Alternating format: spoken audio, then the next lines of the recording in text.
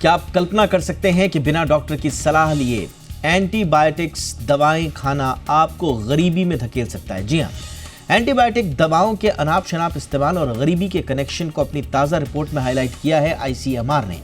आज हम इसी मुद्दे पर चर्चा करेंगे खास मेहमानों के साथ, जानेंगे कि कैसे एंटीबायोटिक रेजिस्टेंस एक आम आदमी की ट्रीटमेंट कॉस्ट को बढ़ाकर उसकी कमाई चूस रहा है, और ये एंटी माइक्रोबियल रेजिस्टेंस का जो पूरा का पूरा प्रॉब्लम है और उसके कारण जो पैदा होने वाले सुपर बग्स हैं वो कैसे न सिर्फ आपकी सेहत बल्कि आपकी जेब भी ढीली और खाली कर रहे हैं। विस्तार से करेंगे चर्चा खास मेहमानों के साथ। पहले ये रिपोर्ट देखिए।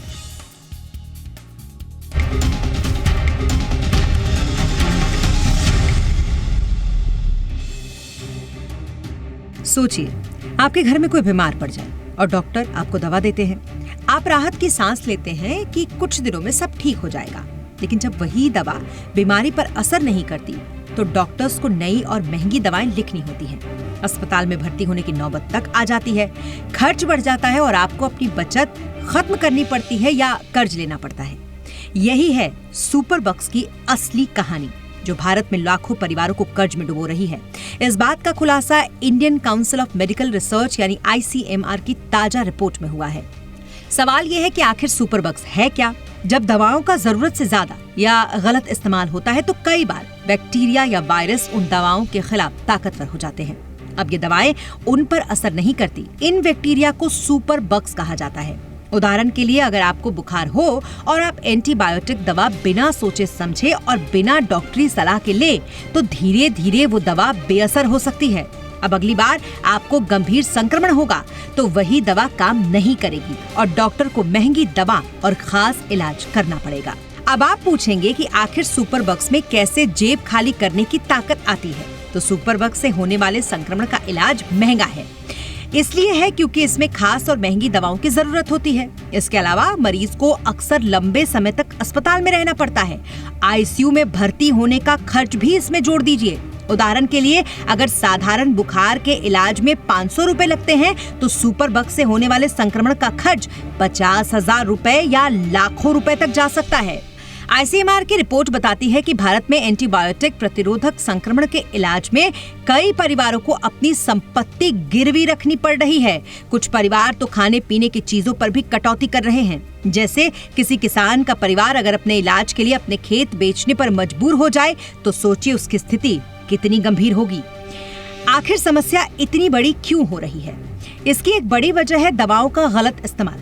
छोटी छोटी बीमारियों में लोग खुद से दवाएं खरीद लेते हैं। पोल्ट्री फार्म में मुर्गियों को जल्दी बड़ा करने के लिए एंटीबायोटिक दवाएं दी जाती हैं। ये सब मिलकर बैक्टीरिया को और ज्यादा ताकतवर बना रहे हैं। अब ये बैक्टीरिया ना सिर्फ अस्पतालों में है बल्कि घरों और मोहल्लों में भी ये फैल रहे हैं। अब सवाल यह है कि आखिर क्या किया जा सकता है? तो सुपर बग से निपटने के लिए जरूरी है कि हम दवाओं का सही इस्तेमाल करें। डॉक्टर से बिना पूछे कभी भी एंटीबायोटिक ना ले। इसके अलावा सरकार और अस्पतालों को भी सख्त नियम लागू करने होंगे ताकि एंटीबायोटिक दवाओं का अनावश्यक इस्तेमाल रोका जा सके, क्योंकि इन दिनों डॉक्टर्स भी बिना सोचे समझे अपने मरीजों को धड़ल्ले से एंटीबायोटिक्स प्रिस्क्राइब कर देते हैं। यही नहीं, ICU और अस्पतालों में ट्रीटमेंट के दौरान भी एंटीबायोटिक्स इंजेक्शन का इस्तेमाल बढ़ा है, जिससे अस्पताल ही संक्रमण फैलाने के अड्डे बन गए हैं। कुल मिलाकर ICMR की रिपोर्ट बताती है कि सुपर बग से लड़ाई भले ही आसान ना हो, लेकिन अगर सभी मिलकर कदम उठाएं तो इस समस्या को रोका जा सकता है। आखिरकार ये केवल बीमारी की ही नहीं बल्कि हमारे घरों की आर्थिक सेहत की भी लड़ाई है। ब्यूरो रिपोर्ट, जी मीडिया।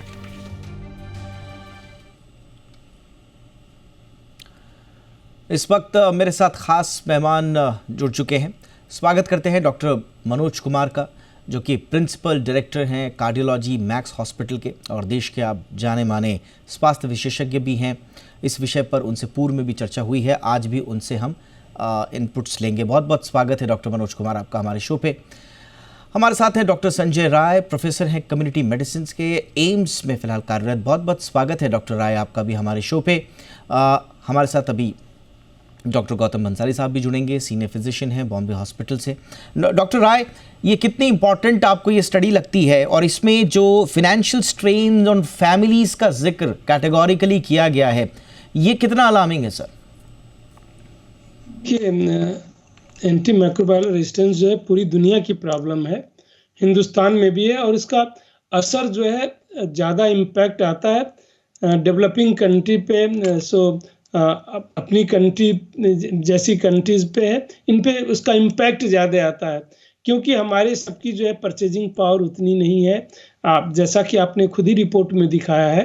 तो एक सीरियस कंसर्न है। देखिए, एंटी माइक्रोबायल रेजिस्टेंस ना भी हो तो भी वो प्रॉब्लम होती है कि हमारे बहुत से लोगों पे जो है एक्स्ट्रा बर्डन होता है। बट जब एंटी माइक्रोबायल रेजिस्टेंस हो जाता है तो कई टाइम्स, इस स्टडी में तो 2 to 3 टाइम्स के आसपास ये एवरेज ये है, बट कभी कभी ये जो है इवन 50 टाइम्स तक ज़्यादा उसका एक्सपेंडिचर हो जाता है। और ये सिर्फ एक्सपेंडिचर ही नहीं है, वो है तो एक पहलू है इकोनॉमिकल जो है। आप ऐसे 2 दिन में ठीक हो जाते हैं, अगर एंटी माइक्रोबायल रेजिस्टेंस नहीं है, आपको महीनों लग जाते हैं ठीक, तो ड्यूरेशन इंक्रीज हो जाता है। आप जो है आपको एडमिट करना पड़ जाता है इन सब ड्रग्स के लिए, क्योंकि कई बार सिर्फ इंजेक्टेबल ही कारगर होते हैं। तो आप एक तो जब करते हैं तो वैसे ही कास्ट इंक्रीज हो जाता है। दूसरा, आप वो जो है उस पीरियड तक आपके लाइफ जो प्रोडक्टिविटी कम हो जाती है। सो ओवरऑल देखा जाए तो other than direct financial cost के अलावा जो है इनडायरेक्ट भी उसका बहुत ही बड़ा इफेक्ट है, उसको भी अगर फाइनेंशियल टर्म्स में ले। और इस स्टडी में भी उन्होंने डायरेक्ट कास्ट और इनडायरेक्ट कास्ट दोनों को ही देखा हुआ है। सो डायरेक्ट कास्ट के अलावा जो है इनडायरेक्ट कास्ट भी बहुत है कि लंबे समय तक आप एडमिट रह रहे हैं तो उस समय आपकी प्रोडक्टिविटी नहीं है, फाइनेंशियल बर्डन आप पे एक्स्ट्रा हो जा रहा है, और सबको हम ठीक भी नहीं, इसके बावजूद भी जो है सबको ठीक नहीं कर पाते हैं। अगर रेजिस्टेंस ना हो तो वह जल्दी आदमी ठीक हो जाता है। इसमें जो है इवन सब कुछ देने के बाद भी हम उसको ट्रीट नहीं कर पाते और फाइनली जो है डेथ भी हो जाती है। सो इसका एक बड़ा सा स्पेक्ट्रम है और उसका एक छोटा सा हिस्सा है ये, आल्दो बहुत ही इंपॉर्टेंट हिस्सा है जो इकोनॉमिकल है। इवन एक बार ठीक है, बहुत से हमारा खर्च करने के बाद भी अगर जान बच जाती है तो जान है तो जहान है, आगे हम कर लेंगे। Yes sir, absolutely. वो हम नहीं कर पाते। जी हाँ, बिल्कुल सर, ये आपने बहुत इंपॉर्टेंट बोली। देखिए, आईसीएमआर की ये स्टडी क्यों इंपॉर्टेंट है, मेरे साथ डॉक्टर मनोज जुड़ चुके हैं। जैसा कि डॉक्टर राय ने भी कहा कि फाइनेंशियल जो स्ट्रेन है उसके असेसमेंट के लिहाज से ये रिपोर्ट बहुत इंपॉर्टेंट है। और जो डेटा मैंने शुरुआत में डॉक्टर मनोज को दिया था उसका विश्लेषण करने के लिए मैं दोबारा उसी को दोहरा रहा हूँ। 46.5% जो लोग हैं सर, नियरली हाफ पेशेंट्स, वो उनको पैसा लेना पड़ा कहीं से, और 33% से ज़्यादा लोगों ने अपनी सेविंग ख़त्म कर दी। इसमें और भी हैं जो, अगर सीवियर फिनेंशियल टॉक्सिसिटी की अगर हम बात करेंगे तो ग्रेड 4 फिनेंशियल टॉक्सिसिटी, इसमें 11% से ज़्यादा लोग आ रहे हैं, यानी कि अपने गिरवी रखना पड़ा अपने एसेट्स को। यह इतनी हद तक बात जा चुकी है एक ऐसे देश में जहां एक बीमारी हमें कभी भी गरीबी रेखा से नीचे धकेल सकती है, उस देश में जितना काम सर एंटी माइक्रोबियल रेजिस्टेंस के लिए होना चाहिए उतना हो पा रहा है। डॉक्टर साहब जी, दीपक जी, शायद आवाज़ आ रही होगी। Please sir. मैंने आपसे शुरुआत किया था कि ये ग्लोबल हेल्थ क्राइसिस है, और ख़ास करके आप देखिए, रिपोर्ट्स देखिए तो 1990 से 2021 तक करीब करीब हर साल ग्लोबली 10 लाख लोगों की डेथ होती है। इंडिया में भी 2022 का एक डाटा है, 19 का डाटा है, उसमें करीब करीब 3 लाख लोगों की डेथ हुई इस anti microbial resistance. Anti microbial resistance, दर्शकों को ये बता दूं कि बैक्टीरिया के लिए एंटीबायोटिक्स या एंटीवायरल, इवन एंटी फंगल, इसके लिए रेजिस्टेंस हो जाना माइक्रो ऑर्गेनिज्म का, इसको एंटी माइक्रोबियल रेजिस्टेंस कहते हैं। जो ये स्टडी आई है, आईसीएमआर की जो रिपोर्ट आई है, रिसर्च एंड सर्वेलेंस नेटवर्क की जो रिपोर्ट है, उसमें ये कहते हैं कि इसका क्या जो फाइनेंशियल इम्पैक्ट है वो क्या हो रहा है। आप देखिए 11% लोग, मतलब कि अपने घर को बेचना पड़ा उनको, ग्रेड 4 फाइनेंशियल टॉक्सिसिटी में रखा। तो आज जो नई बात इसमें आई है कि देखिए, पहले जब एंटी माइक्रोबियल रेजिस्टेंस की बात आती थी तो ऐसे ऑर्गेनिज्म जनरली हॉस्पिटल में बॉर्न होते थे, या हम लोग कहते थे कि आईसीयू इन्फेक्शन है। लेकिन अब जो है ये माइक्रो ऑर्गेनिज्म या ये जो पैथोजेंस हैं या जो ये सुपर बग्स हैं, ये कम्युनिटी में फैले हुए हैं। तो ये बड़ा ही एक चिंता का विषय है। और जो भी चीज़ें हैं इसमें, जैसे हमें एक वन हेल्थ फ्रेमवर्क बनाना होगा जिसमें ह्यूमन हेल्थ, एनिमल हेल्थ और इन्वायरमेंटल हेल्थ दोनों को अलाइन करना होगा। देखिए, पोल्ट्री में यूज हो रहा है एंटीबायोटिक्स, उसका भी असर हो रहा है कि एंटीबायोटिक रेजिस्टेंस हो रहे हैं। और इनडिस्क्रिमिनेट यूज, देखिए एक छोटी स्टडी मैं कर्नाटका की बताता हूँ, 80% जो सेल था एंटीबायोटिक्स का वो ओवर द काउंटर हुआ था, मतलब कि फार्मेसी से हुआ था। छोटी स्टडी है बट उसका बड़ा इम्पैक्ट है, क्योंकि हमारे देश में लोगों की आदत है, सर जुकाम हुआ, वो वायरल इन्फेक्शन है, वो अपने आप भी ठीक हो जाता है या उसके लिए एंटी एलर्जिक की ज़रूरत है, लेकिन लोग स्टार्ट कर देते हैं एंटीबायोटिक्स। आज जो इंडिया में मेन ऑर्गेनिज्म है जो रेजिस्टेंट है, ई कोलाई बहुत कॉमन है, स्यूडोमोनास और एसिनिटोबैक्टर और क्लैप्सिला, ये जो ऑर्गेनिज्म है, अगर आईसीयू में किसी को हो जाता है तो हमें लगता है कि ट्रीट करने का कॉस्ट, जो इस स्टडी में भी बताया गया कि प्राइवेट हॉस्पिटल में 3 लाख के आसपास का खर्चा आएगा और 20 से 25 हज़ार चैरिटेबल या गवर्नमेंट हॉस्पिटल में। तो ये बहुत बड़ा, मतलब कहिए कि परिवार को एक फाइनेंशियल झटका लगता है। और इसमें देखिए कुछ ऐसे सुपर बग्स हैं, जैसे एसिनोबैक्टर का मैं नाम ले रहा था, ये तो हम लोग भी जब किसी को देखते हैं कि किसी के कल्चर में आ गया तो हम लोग आशा छोड़ देते हैं कि इसको बचाना मुश्किल है। तो ये सुपर बग्स जो आ रहे हैं खास करके इंडिया में, और जो आप क्रम देखिएगा 204 देशों में हमारे देश का जो है वो 60वां पोजीशन है, 60 के आसपास पोजीशन है। तो हमारे यहाँ भी बहुत ज़्यादा ओवर यूज है एंटीबायोटिक्स का, तमाम रेजिस्टेंस है। जो मेरोनेम जैसे जो दवाइयाँ हैं, मेरोपेनम जैसी दवाइयों से रेजिस्टेंस हो रहे हैं बैक्टीरिया। तो ये चिंता का विषय है, इससे लाइफ भी जा रही है, एक परिवार के लिए एक सपोर्ट। एब्सोल्युटली सर, जो कॉमनली यूज्ड जो हमारी एंटीबायोटिक्स हैं वो उनमें रेजिस्टेंस आ रहा है। अब सबसे बड़ी बात यह है, जो फिनेंशियल स्ट्रेन का जो सबसे इम्पॉर्टेंट एस्पेक्ट है इस पूरी स्टडी का, उस पर बार बार बहस करनी इसलिए आवश्यक है क्योंकि एक आदमी पूरी ज़िंदगी की कमाई एक बीमारी में लगा दे रहा है। डॉक्टर गौतम भंसाली हमारे साथ जुड़ चुके हैं। बहुत बहुत स्वागत है डॉक्टर गौतम भंसाली आपका। सर, इसमें जो comparison of treatment of cost हुआ है, ट्रीटमेंट कॉस्ट्स का जो कंपैरिजन हुआ है, जैसा कि अभी डॉक्टर मनोज ने भी जिक्र किया, अगर आप प्राइवेट हॉस्पिटल्स में अगर आप वही इलाज कराते हैं तो $3,382 के आसपास, यानी कि वही 2.25-3 लाख के आसपास, और 215 चैरिटी रन हॉस्पिटल्स में आ रहा है।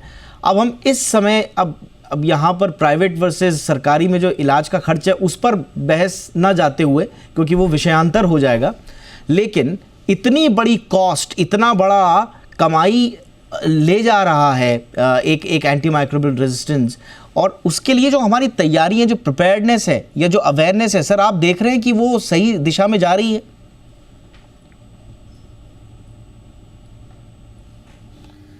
जी दीपक जी, पहली बात तो मैं आपसे माफ़ी चाहूँगा कि थोड़ा सा टेक्निकल फॉल्ट की वजह से मैं लेट जुड़ पाया इसमें। बहुत ही अच्छा मुद्दा आपने उठाया एंटी माइक्रोबियल रेजिस्टेंस का। इसका मतलब ये होता है कि एंटीबायोटिक या एंटीवायरल या एंटी फंगल जिनका अगर ओवर यूज होता है या मिस यूज होता है, उसकी वजह से काफ़ी बैक्टीरिया पे हम लोग वो दवाई यूज नहीं कर सकते जो जनरली इफेक्टिव होती है। कई बार जैसे सिंपल सा यूरिन इन्फेक्शन होता है, हम लोग उसमें सिंपल टैबलेट देते हैं, पेशेंट को ठीक हो जाता है। लेकिन वही टैबलेट अगर बार बार मरीज पे यूज हो जाती है, या कई बार पेशेंट को पता लग जाता है कि मुझे यूरिन इन्फेक्शन हुआ या गले का इन्फेक्शन हुआ या मुझे सर्दी जुकाम बुखार हुआ और मुझे डॉक्टर ने वो दवाई लिखी, तो फिर बाद में पेशेंट भी खुद over the counter medical store पे जाकर के वो एंटीबायोटिक खाते रहते हैं। कई बार लोग एंटीबायोटिक को च्युइंगम की तरह खाते रहते हैं और उसकी वजह से एंटीबायोटिक को लेकर के रेजिस्टेंस डेवलप होने लग जाता है। जब पेशेंट सीवियर कंडीशन में होता है, आईसीयू में भर्ती होने लगता है, जब वो सुपर बग, चाहे वो ई कोलाई हो, चाहे क्लेप्सिला न्यूमोनिया हो, चाहे एसिनोटोबैक्टर हो, चाहे सुडोमोनास हो, चाहे स्ट्रेप्टोजेनेसिस, अलग अलग तरह के जो भी बैक्टीरिया, बहुत सारे बैक्टीरिया जो कॉमन ये पाए जाने वाले एंटीबायोटिक जिसके मैंने नाम बताया आपको, वो अगर इन्फेक्शन आते हैं और अगर ऑलरेडी यूज किया हुआ एंटीबायोटिक है या प्राइमरी सेंटर पे एंटीबायोटिक यूज किया जाता है, या जैसे हम लोग, मैं बॉम्बे हॉस्पिटल में हूँ, टर्शरी केयर सेंटर पे हूँ, हमारे पास काफ़ी बार पेशेंट रेफर्ड आते हैं, अहमदाबाद से आ रहे हैं, राजस्थान से आ रहे हैं, मध्य प्रदेश से आ रहे हैं, क्रिटिकल कंडीशन वाले पेशेंट जब हमारे पास में ये आते हैं तब तक वो ऑलरेडी एक 2 3 हफ्ता तक हायर एंटीबायोटिक या जिसे कह सकते हैं ब्रॉड स्पेक्ट्रम एंटीबायोटिक यूज कर चुके होते हैं।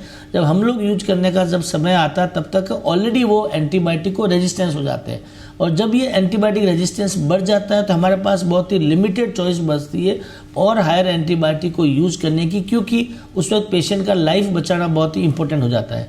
जहाँ तक कॉस्ट की बात होती है, खर्चे की बात होती है, यस डेफिनेटली जो आपने बोला प्राइवेट या सरकारी का है, फ़र्क पड़ता है। डेफिनेटली फ़र्क पड़ने का सबसे बड़ा कारण होता है कि अधिकतर जो प्राइवेट हॉस्पिटल होते हैं वो ब्रांडेड या आप कह सकते हैं कि जो रिसर्च मॉलिक्यूल है वो यूज करते हैं, क्योंकि उनको थोड़ा भरोसा उसके ऊपर ज़्यादा होता है। मैं खुद करता हूँ क्योंकि भरोसा होता है। जेनेरिक पे कई बार भरोसा कम रहता है क्योंकि उसमें वो मॉलिक्यूल नहीं के बराबर होता है। ऐसा भी पाया गया, ऐसी भी रिसर्च आई है कि जेनेरिक ड्रग के अंदर जैसे अमोक्सिसिलिन विद क्लेवुलिनिक एसिड है, बट उसमें क्लेवुलिनिक एसिड है ही नहीं, सिर्फ अमोक्सिसिलिन है, तो वो मेडिसिन इफेक्ट ही नहीं करती है। तो ये एक कॉस्ट का भी बड़ा फैक्टर हो जाता है, मरीज के ऊपर बहुत बड़ा इफेक्ट भी आता है। अगर किसी भी पेशेंट का अगर आप हॉस्पिटल बिल देखें, अगर आप ढंग से डिटेल रिसर्च करें हॉस्पिटल बिल की, तो उसमें कोई रूम रेंट या डॉक्टर फीस वगैरह नहीं के बराबर होती है। उसमें जो मैक्सिमम खर्चा आता है वो मेडिसिन का खर्चा आता है, जो higher antibiotic broad spectrum antibiotic जो रोज़ का 15,000 20,000 25,000 का होता है।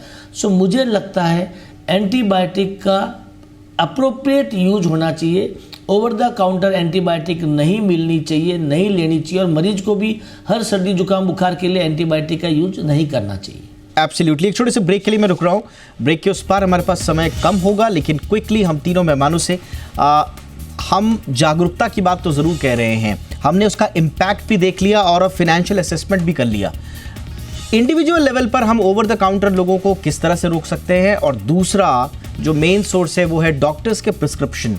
क्या हम इस पे, क्योंकि कुछ गाइडलाइंस ज़रूर आई हैं, कुछ हॉस्पिटल्स उन गाइडलाइंस को फॉलो भी करते हैं, लेकिन पूरी तरह से मुकम्मल तौर पर एक ठोस गाइडलाइंस की अभी भी ऐसा लगता है कि कमी है। उस दिशा में क्या किया जा सकता है, छोटे से ब्रेक के बाद इस पर चर्चा।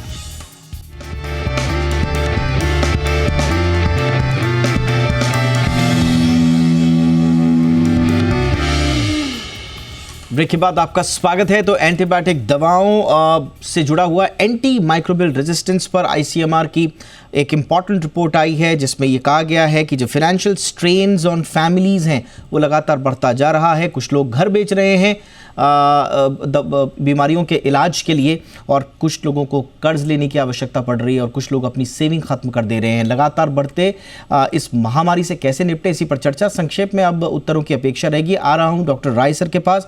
डॉक्टर राय सर, हमने देखा कि कुछ गाइडलाइंस ज़रूर आई हैं, एम्स जैसे संस्थान, बाकी संस्थानों में भी कुछ गाइडलाइंस हैं एंटीबायोटिक्स के यूज़ को लेकर, लेकिन उनका पालन अभी भी एक चुनौती है सर। क्या किया जाए डॉक्टर्स के प्रिस्क्रिप्शन के लेवल पे? हाँ, देखिए बहुत बड़ी समस्या है इम्प्लीमेंटेशन पे। गाइडलाइंस है, गाइडलाइंस आज से नहीं, गाइडलाइन जो है WHO ने भी ग्लोबल गाइडलाइंस जारी की 2015 से गाइडलाइंस है। मेजॉरिटी कंट्री सिग्नेटरीज भी हैं, सभी कंट्रीज के पास एक अच्छी गाइडलाइंस है। सबसे बड़ी प्रॉब्लम है इम्प्लीमेंटेशन का। उस गाइडलाइंस के अलावा भी, जैसे आपने एम्स और बाकी का नाम लिया, इंस्टीट्यूशंस के अपने गाइडलाइंस हैं जो काफ़ी हद तक टर्शरी लेवल में फिर भी फॉलो हो जाते हैं। देखिए प्रॉब्लम जो है प्राइमरी सेकेंडरी लेवल पे ज़्यादा है, टर्शरी लेवल पे केसेस, रिफर्ड केसेज आते हैं, जिस टाइप के कॉम्प्लिकेटेड केसेज आते हैं वो चांसेस हैं कि जिस स्थिति में आते हैं उस समय एंटीबायोटिक यूज हो। सो बट प्रॉब्लम यहाँ पे दो है, मिसयूज और होना या ओवर यूज होना। अननेसेसरली जो है वायरल के लिए, ज़्यादातर वायरल इन्फेक्शन होते हैं उसमें हम करते रहते हैं यूज, मेजॉरिटी वायरल इन्फेक्शन में होते हैं। और लोअर लेवल पे इवन झोला छाप डॉक्टर सेल्फ प्रिस्क्रिप्शन तो लोग लेते ही हैं, जो जिनको झोला छाप अनक्वालिफाइड मेडिकल प्रैक्टिशनर जिनको हम की बात करते हैं, उनसे क्या ले लें। अगर कोई मेडिकल प्रैक्टिशनर नहीं है तो अनक्वालिफाइड है, उससे ये सब की लोग सलाह लेते रहते हैं। कई बार डॉक्टर सरकारी संस्थानों में भी, सरकारी अस्पतालों में भी प्राइमरी लेवल पर ये थोड़ा सा इशू है, और बड़ा इशू है जो प्राइवेट लेवल पर, क्लिनिक्स लेवल पर, और जो बिना किसी एक प्रॉपर मेडिकल बैकग्राउंड के जिनको झोला छाप डॉक्टर कहा जाता है, वहाँ से एक इशू आ रहा है। डॉक्टर मनोज, अगर आप अपने इनपुट्स देना चाहें सर, गाइडलाइंस के अलावा हमें क्या करना पड़ेगा प्रिस्क्रिप्शन के लेवल पर रोकने के लिए सर? देखिए, जो आईपीडी पेशेंट्स हैं, जो एडमिटेड पेशेंट्स हैं, उसमें जब भी हम लोग कोई हायर एंटीबायोटिक यूज़ करते हैं तो इलेक्ट्रॉनिक जो हेल्थ रिकॉर्ड सिस्टम होता है उसमें रिस्क कैटेगरी पूछा जाता है। आपको ये साबित किया जाता है कि जो आप एंटीबायोटिक्स चूज़ कर रहे हैं उसकी ज़रूरत है कि नहीं। तो आपको 2 बार सोचने का मौका मिलता है कि हम बिल्कुल हायर एंटीबायोटिक्स चूज़ कर रहे हैं, उसके क्या इंडिकेशंस हैं। तो मुझे लगता है कि आईपीडी में हर जगह अगर इस तरह की कुछ हिदायत हो कि आप जो एंटीबायोटिक्स यूज़ कर रहे हैं एडमिटेड पेशेंट्स के लिए, वो किस तरह के माइक्रो ऑर्गेनिज्म को या बैक्टीरिया को आप अपने दिमाग में रख के यूज़ कर रहे हैं। और सबसे इम्पॉर्टेंट मुझे जो लगता है कि पहली बात जो मैं कहना चाहता हूँ कि ओटीसी जो ओवर द काउंटर सेल जो होती है एंटीबायोटिक्स की, उसको बिल्कुल बंद करनी चाहिए।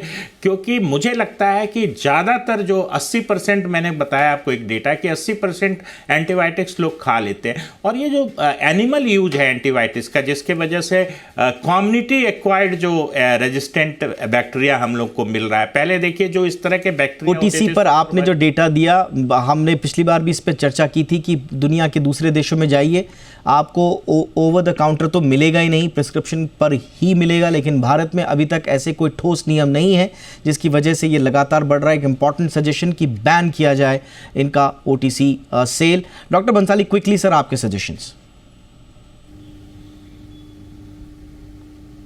जी Deepak ji, definitely over the counter medications ban होना चाहिए।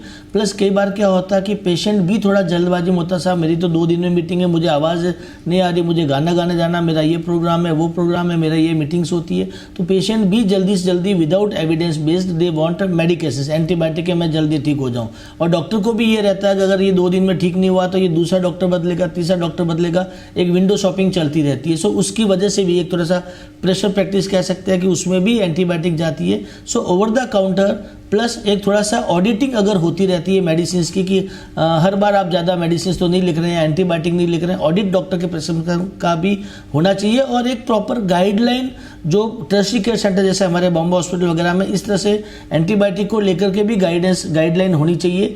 2 तरह की मेडिसिन होती है, एक एविडेंस बेस्ड प्रैक्टिस होती है, एक एक्सपीरियंस बेस्ड प्रैक्टिस होती है। एक्सपीरियंस बेस्ड प्रैक्टिस में कई बार लोग अपने एक्सपीरियंस बेस पे एंटीबायोटिक दे देते हैं या देना चाहते हैं, उनको लगता है कि शायद मरीज इसमें जल्दी ठीक हो जाएगा।